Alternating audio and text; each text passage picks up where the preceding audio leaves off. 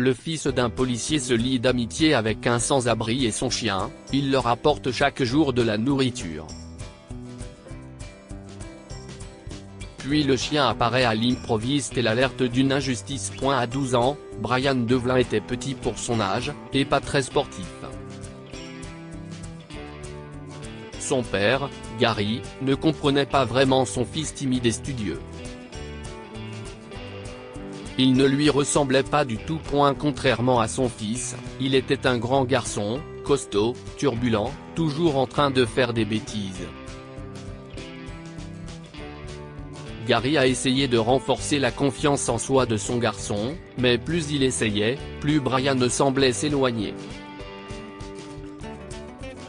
Brian était intelligent et Gary ne pouvait pas le nier.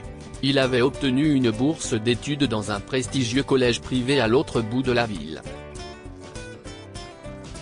Le garçon avait peur de prendre le bus, mais comme l'école était proche de son travail, Gary venait le chercher tous les après-midi. Gary était un sergent de bureau au commissariat local. Lorsque son travail se terminait à 17 h, la journée d'école était terminée depuis longtemps. En hiver, Brian attendait dans la bibliothèque et faisait ses devoirs. Mais en été, il s'asseyait sur les marches de l'école et attendait son père, profitant du soleil. Un après-midi, quand Gary est arrivé, Brian n'était pas sur les marches. Il était devant les portes de l'école en train de caresser un chien. Brian a levé les yeux vers son père avec un sourire heureux.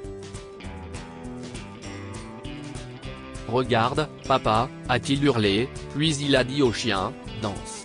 Le chien a sauté sur ses pattes arrière et a fait une petite gigue, les pattes avant en l'air et la langue qui pendait joyeusement.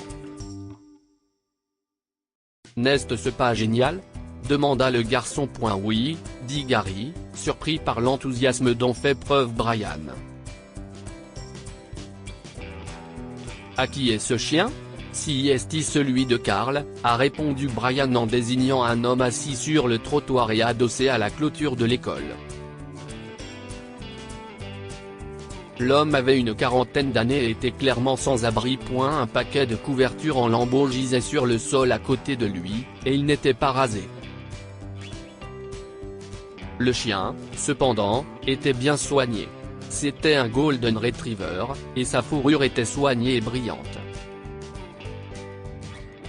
L'homme s'est recroquevillé quand Gary l'a regardé, alors il a dit à son fils, « Viens, il est temps de partir ».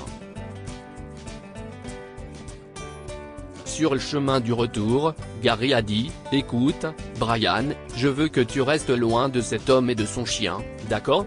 Carl est ok et j'aime Gobelin », a protesté Brian. « Gobelin ?»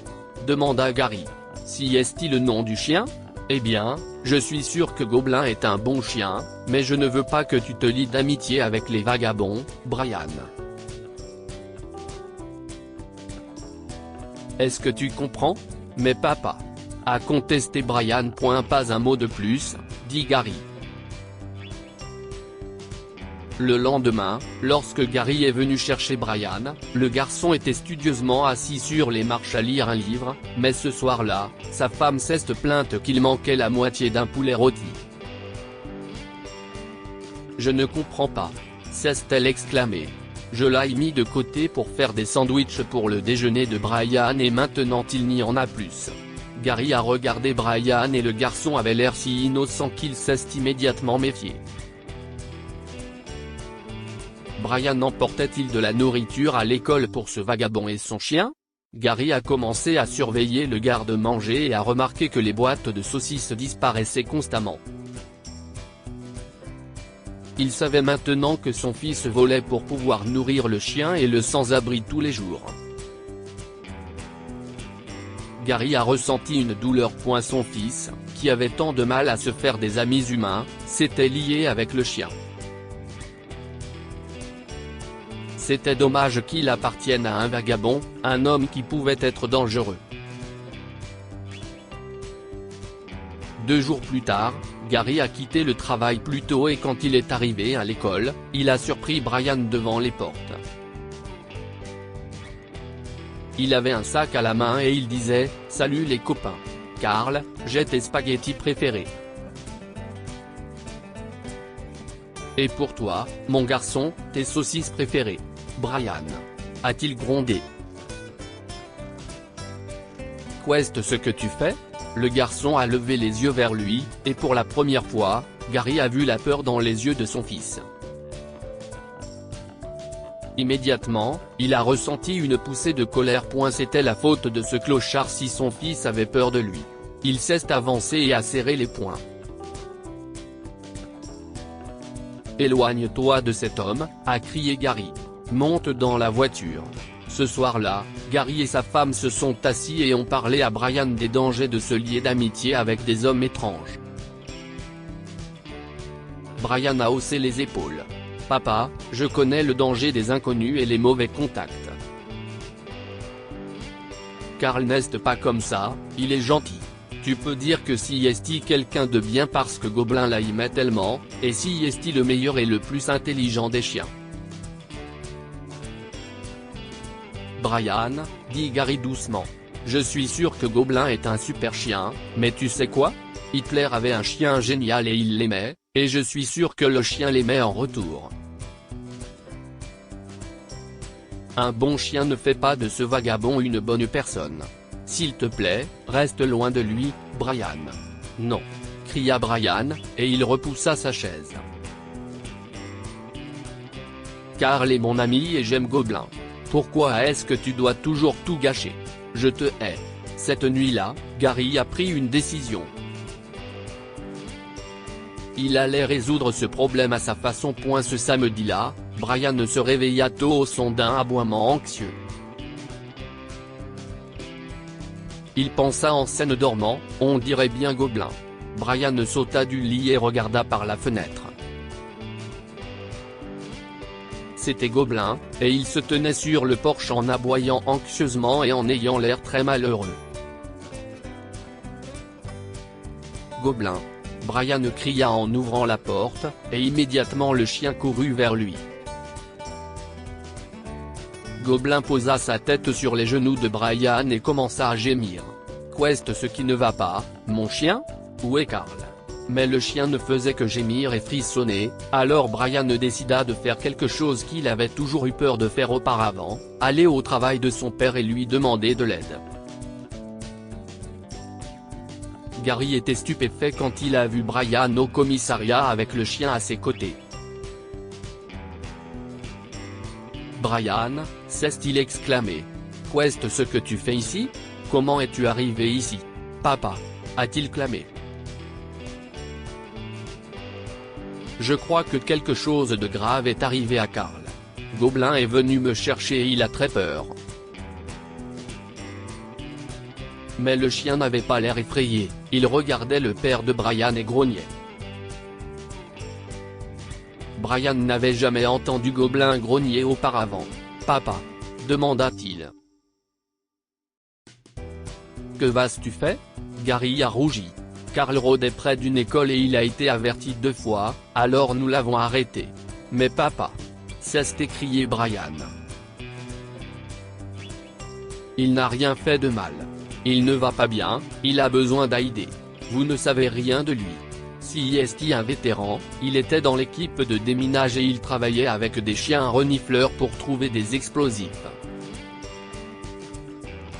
Si est pourquoi Gobelin est si bien entraîné.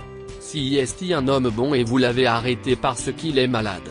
Il n'est pas malade. » lança Gary avec colère. Si est un clochard. Brian avait les larmes aux yeux. « Non, papa », dit-il doucement.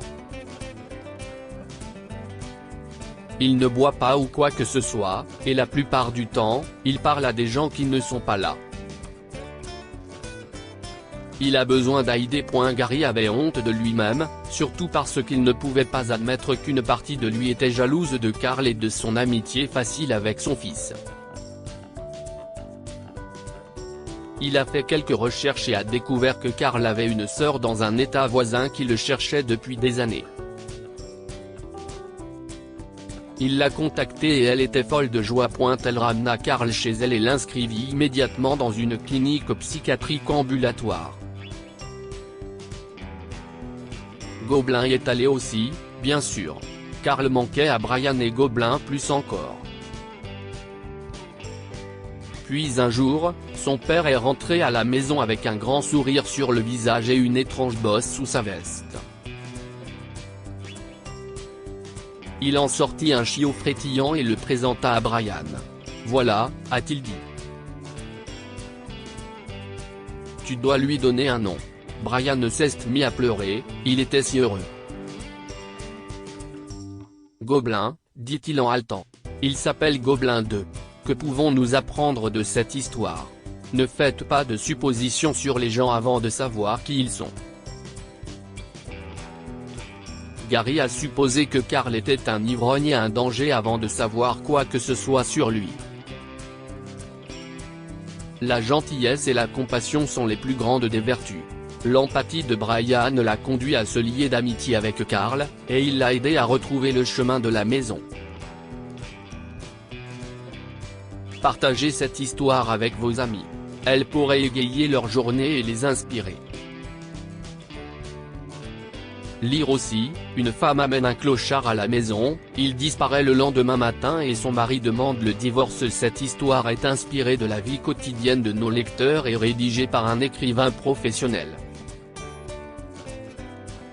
Toute ressemblance avec de véritables noms ou lieux est une pure coïncidence. Toutes les images sont utilisées uniquement à des fins d'illustration. Partagez votre histoire avec nous. Elle changera peut-être la vie de quelqu'un. Si vous souhaitez partager votre histoire, envoyez-nous un mail à info@amomama. Suivez d'autres histoires du jour en vous abonnant à Amomama sur Google News.